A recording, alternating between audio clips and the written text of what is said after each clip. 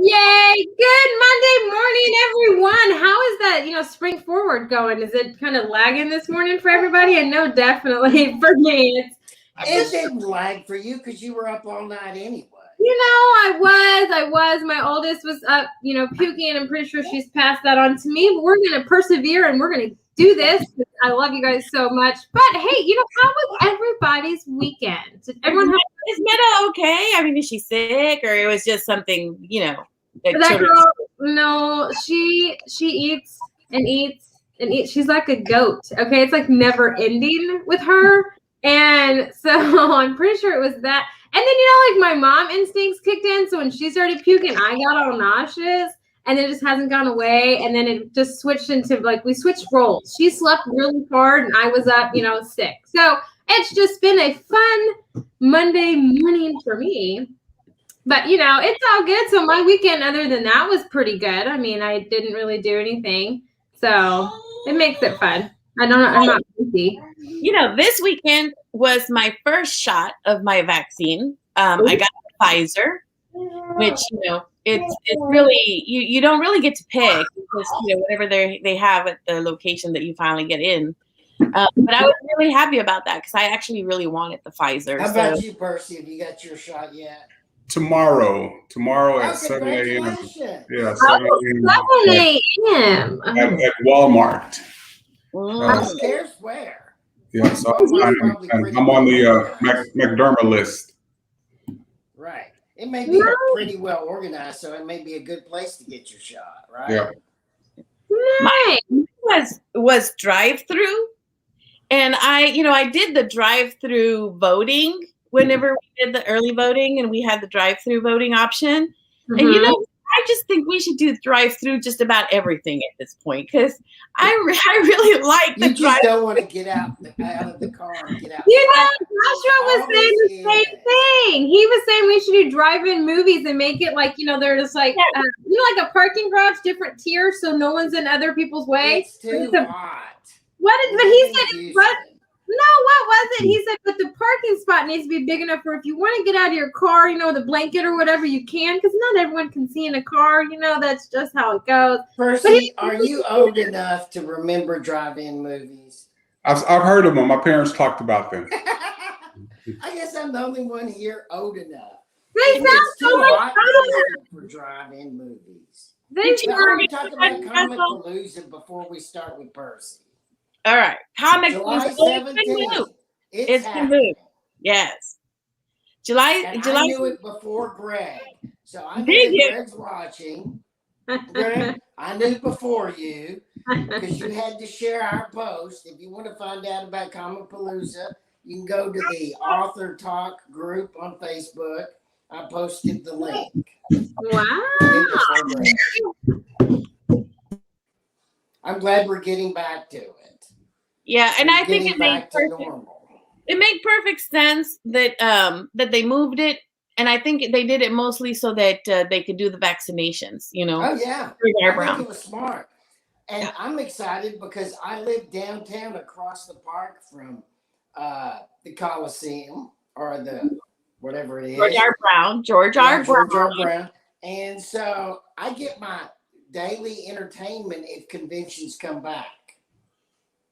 Mm-hmm. Percy, you are so quiet over in that corner. Oh wait, have you been to Comic Palooza?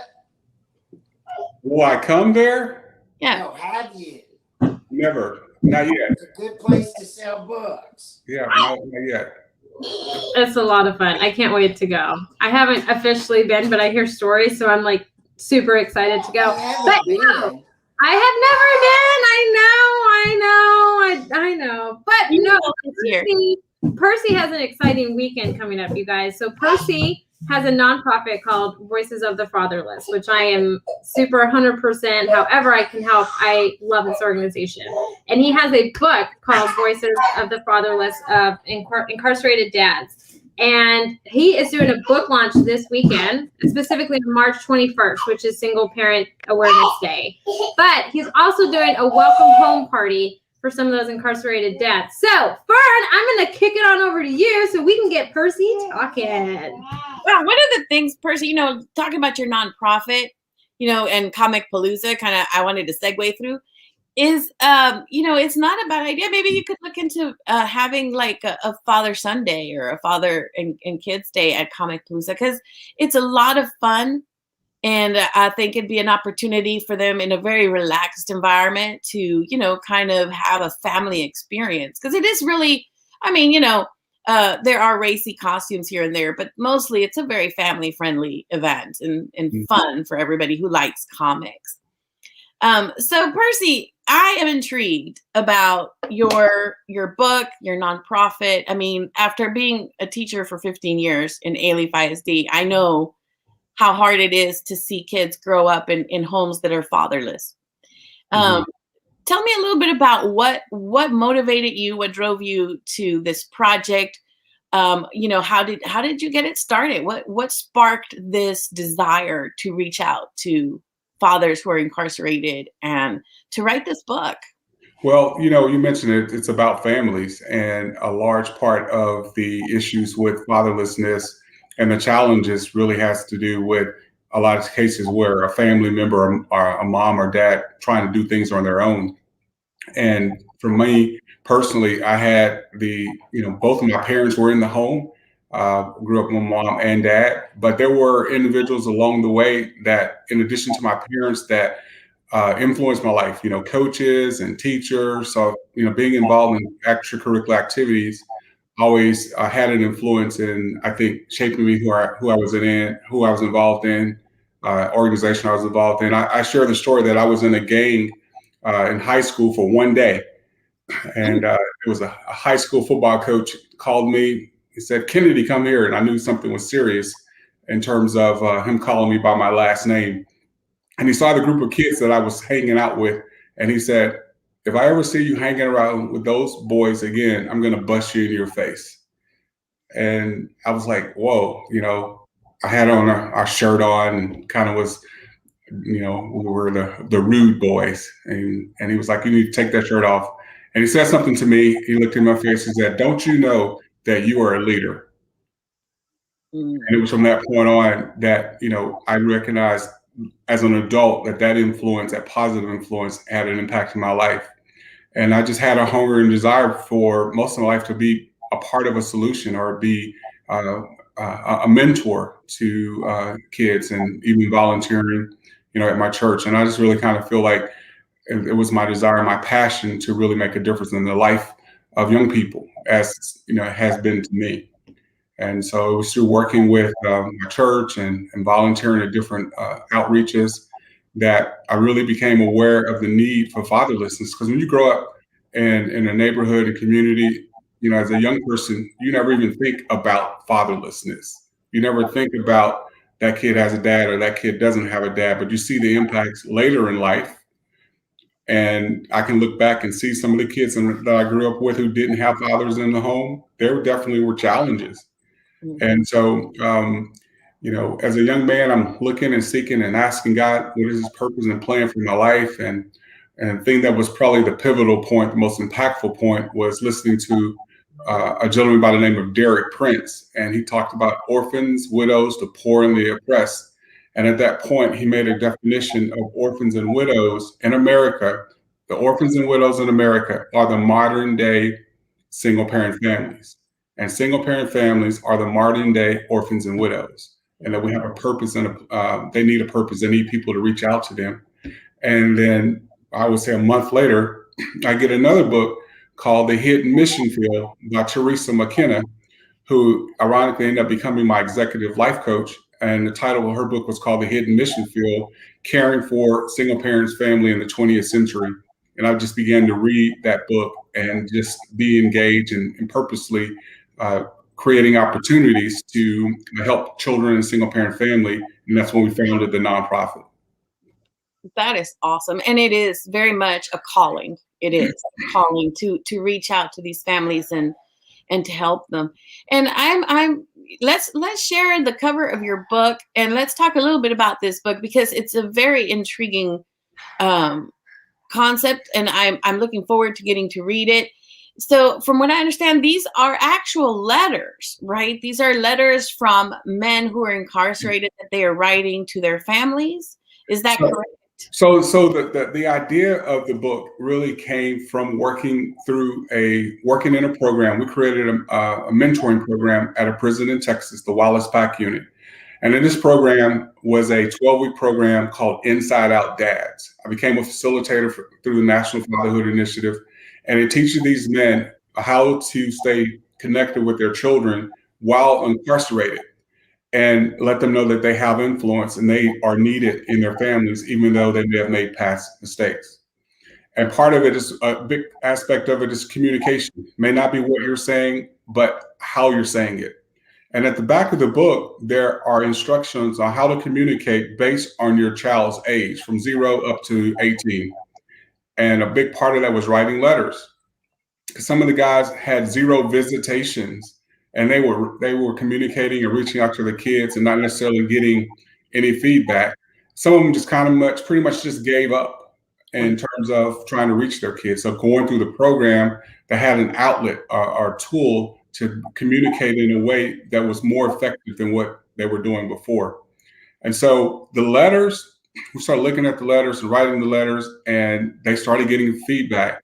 They started getting responses from family members that they hadn't heard of before. And this weekend, I actually had an opportunity to attend a birthday party with one of the men. You can see that story on our Facebook page, Voice of the Fatherless.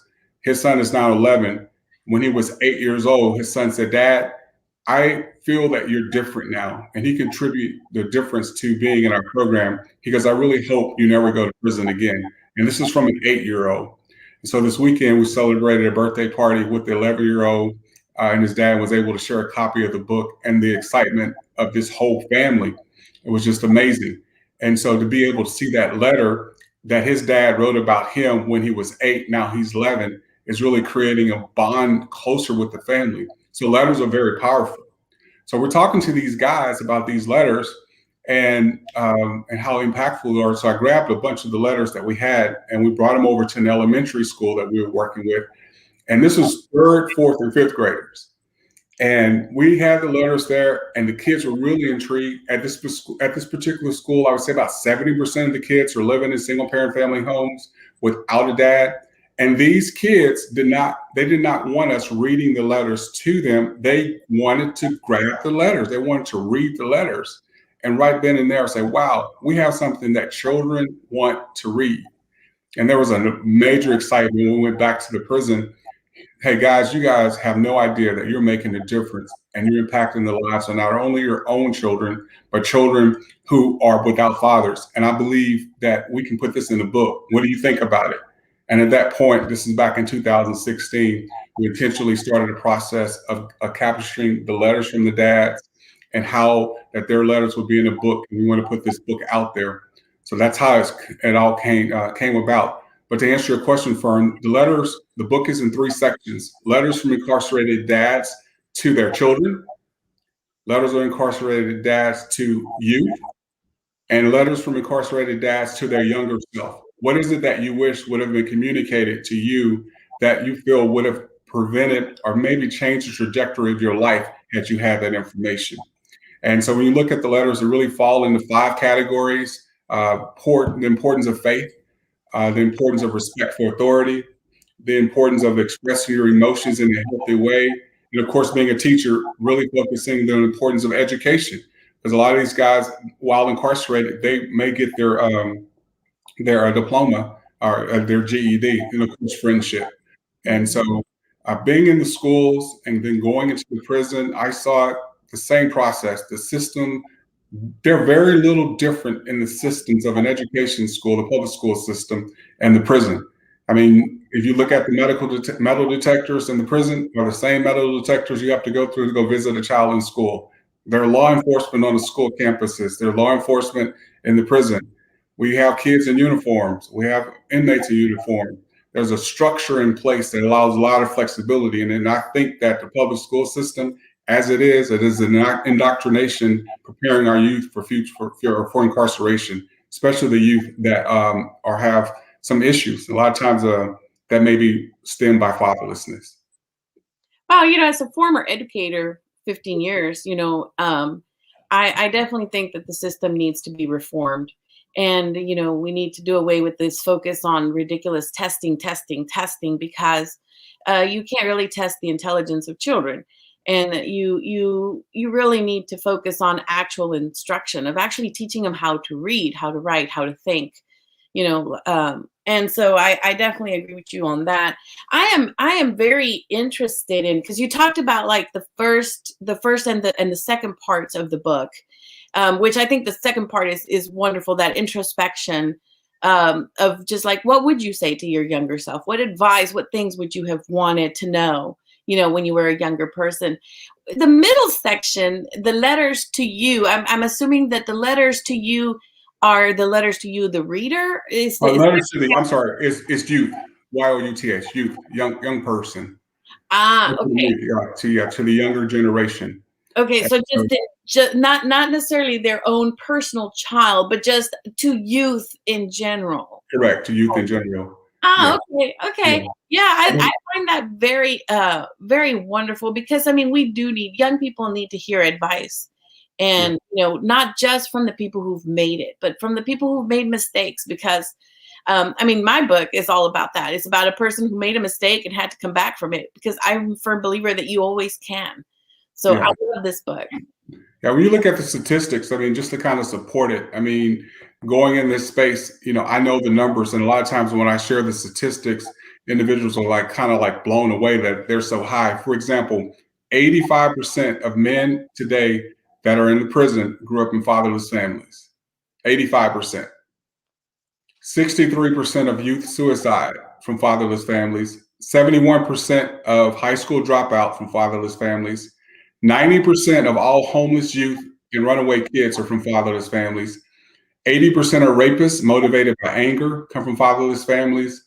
75% of adolescents on drug abuse centers from fatherless families. 70% of juveniles in institutions from fatherless families.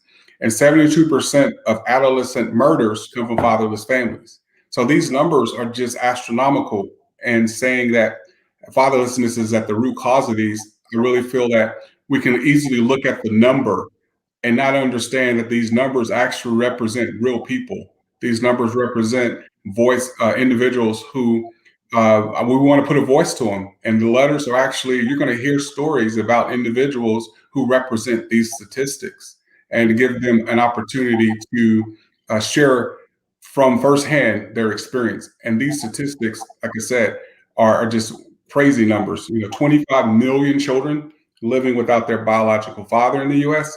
And you can look at the numbers from every negative aspect of it. And I live in Spring, Texas, which is north of Houston. And looking at the 2010 census, more than 40% of the households in my neighborhood or my area, my community, don't have fathers in the home. And so I think, we have an opportunity to reach out to them and really foster a conversation, because a lot of the guys that wrote these letters, this is the first time they've ever communicated or actually made the connection between growing up with a father and their behavior and the outcomes. What would happen if we were able to go up the pipeline and have conversations and allow our youth to begin expressing their emotions and understanding that what they really could be experiencing is not growing up, the pain they could be experiencing could be growing up without a father. Yeah. Now, and just kind of looking at it from the mother's perspectives, I'm sure that you have encountered that there's a lot of these ladies who are a little bit reticent, maybe afraid of the influence that these men may have on the kids. How do you get through to the moms to say, hey, even though maybe you and he have a toxic situation, you don't want to be together, but you still need to integrate your kid to your child, your husband to your child or your ex. How do you help them be able to see the need for the men to be involved with their kids? Because I'm sure they're afraid, especially if you talk about the horrible mistakes that have landed them in jail, to let that come into their home. How do you help them process that? Well, I think the real easy answer, which is there's not an easy answer, is very, very carefully. Yeah. Because, a lot of times you don't know the dynamics or the history Another thing that plays into the factor if that mom grew up without a father in the home, and she's addressing her own fatherless issues as well. But every situation is different and unique. I think the thing that I share is put the child first, and sometimes you might have to take one for the team. Lay aside your own pain, your bitterness and illness, and if there's a case where there's no danger involved, there's no harm to the child involved. It's benefits the child to have that parent involved in their life. And I think in some cases, there are kids who have mentioned, my mom won't let me see my dad, want to see my dad. And, I think when a mom be willing to lay down her own pain in some cases is beneficial. But there are situations where there are dads who have made changes, but you still see them the way they are, or you don't see them as they are, you see them the way that they were. So lots of prayer and asking God, for forgiveness in that area. And if you can't handle it, like, for example, I think of one guy, his name is Joey, and Joey had a son who was 13 years old. He had never ever saw his son. And because of the relationship that ended with the mom, but the mom, I commend her because she was willing to allow his sister, the son's aunt, to be the mediator, and actually brought his son to see him. And I'll never forget this young man's face. He said, "This is my first day ever seeing my dad." I said, "Tell me about it." He goes, "Tell me about this day." And he goes, "This is a day that I'll remember for the rest of my life."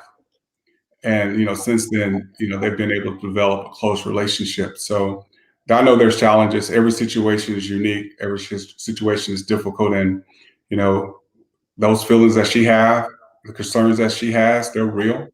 But also, too, the concern and the feeling that child has by not having a father in their life is real as well. And so I definitely would say get somebody else involved in it, because we just have them two working in.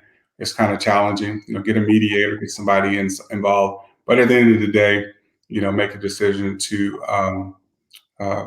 what's best for the child. And, especially when the child's older, they will have some engagement or some ideas and some thoughts that they would like to share. Maybe it's shared visits, where that person is there and able to gain the right or earn the right to respect, to show that there's a difference. So lots of stories in that space, but it's messy, Yeah. it's very messy. And I imagine it takes time to help both sides develop healthy boundaries of, and forging a new relationship that benefits the child, and that doesn't harm them further. And counseling, definitely counseling too. There's counseling individually, family counseling that's available. Going to your church, talk to your pastor. That maybe can engage or kind of help in that area. Coaches, teachers. I was going to ask about that with your nonprofit, the nonprofit. I imagine that you help connect these families to these kinds of community resources like counseling and support groups that will help them, as a whole, and individually get through these difficult situations. Yeah, we have a list of resources at the back of the book that we encourage families to reach out to. A big organization that's kind of nationwide is Big Brothers and Big Sisters program, connecting kids to mentors and, being able to give them an opportunity to be part of youth sports and all. And I think they're just a wealth of resources. I mean, as I mentioned earlier, there is a National Single Parents Day. Many people didn't even know that's national holiday, but there's also a national organization that supports single parents. Focus on the family with James Dobson. Lots and lots of resources there for single parent families. And National Fatherhood Initiative, fathers.com. It's another resource that's available for Dr. Ken Canfield. A mentor of mine, he's has a website, has a ministry called The World Needs a Father, and it's a training program for moms and dads, not only to single parent families, but couples who can actually be a mentor family to a single parent family, and how to adopt a single parent family, bring that family into your home, and help them in that journey of raising children. So lots of those resources are listed in the book. And you mentioned sports, and that is such a huge opportunity in the young people's lives to get connected to a coach, and to feel this feeling of team. And I want to say, we really should support the arts as well, because for those kiddos like myself who are not physically very into sports or things like that, but the arts can be such a thing as well, because I know that for me, one of my art teachers was huge. Even though art, drawing, I'm not great at it, but he encouraged me to follow the pursuit of love of words, and I know for my brother, his music teacher, Mr. Ramey, was such a huge impact, and and I came from a two-parent home, so we didn't have as many issues, but we still, having these teachers that feed. Oh, you have some issues, Bern. Well, yeah, but let's not get on to that. Okay? Let's not get on to those. But the arts, and many times, I know recently there's an effort to like make it something that is not required, or to do away with art programs. And I think we need to encourage our schools to have these wonderful sports and arts and things that feed the child.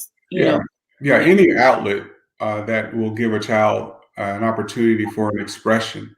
And then, you mentioned about the arts and outlets. A lot of the prisons, they have that incorporated in the rehabilitation process of the incarcerated dads. Mm-hmm. I have an amazing artist. His name is James. He's home now. He started his own business within weeks of being out, and he had developed this amazing skill for art. And every year we have a Christmas party for the incarcerated dads and their family to come and spend Christmas together for the dads that are incarcerated. And he does all this artwork on the kids and for their kids and on their T-shirts.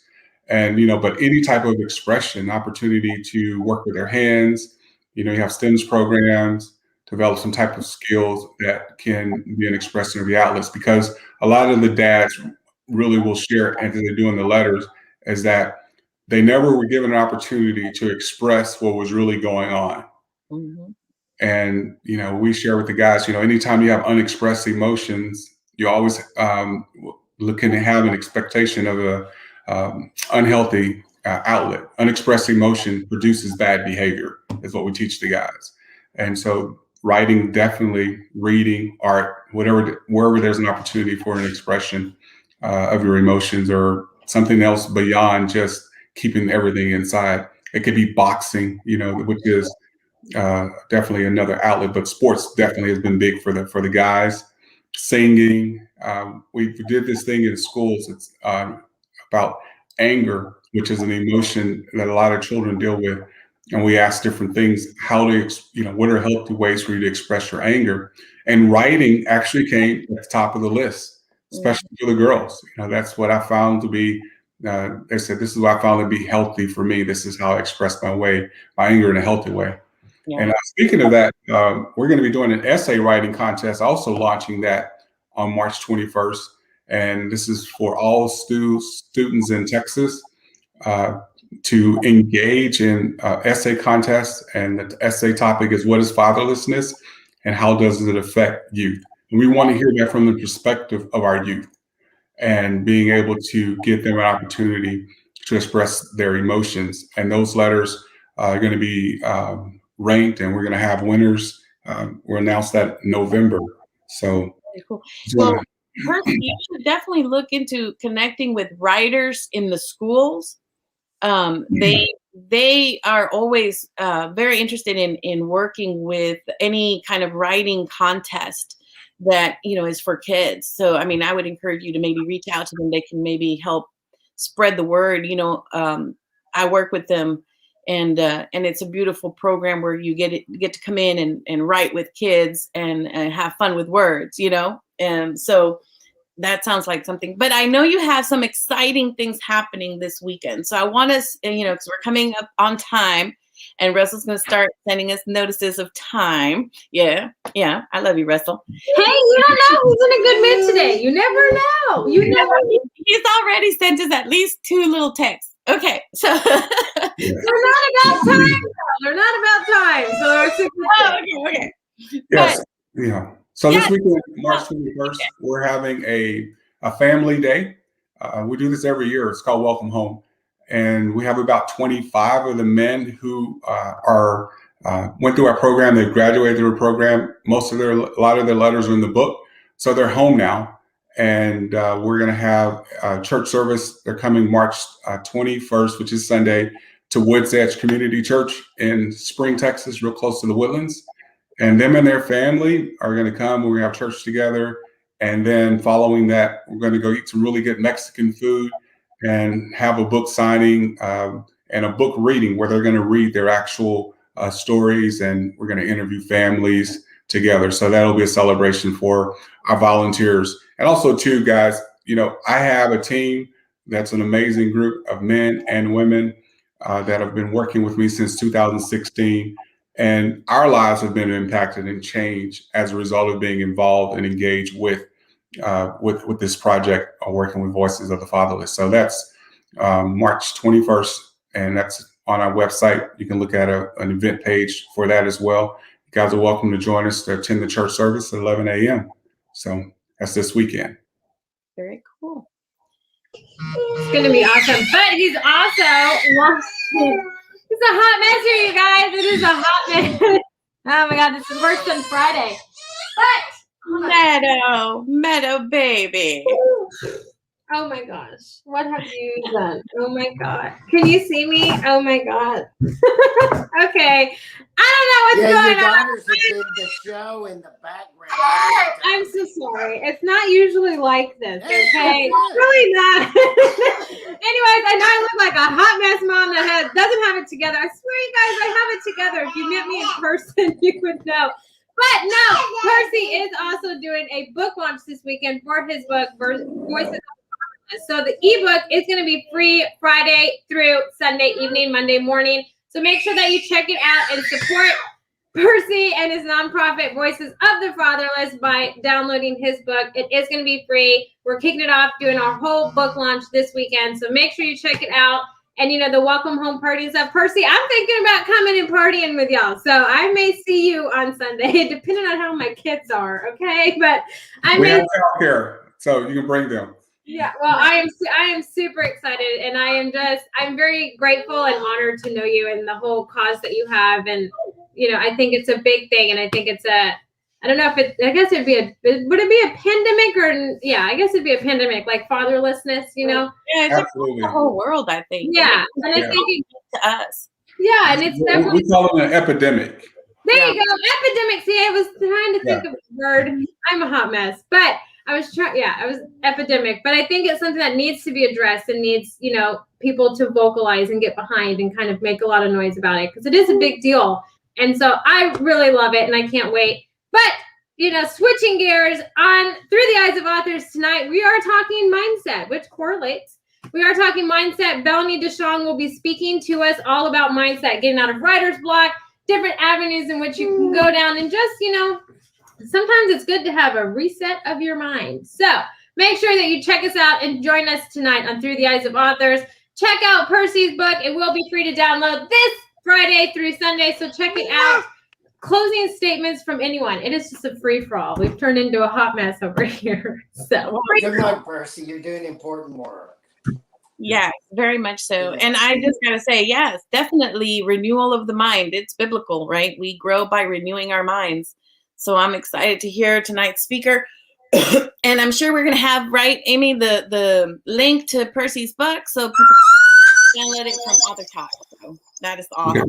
Thank you for having me. I really appreciate it. Thank you.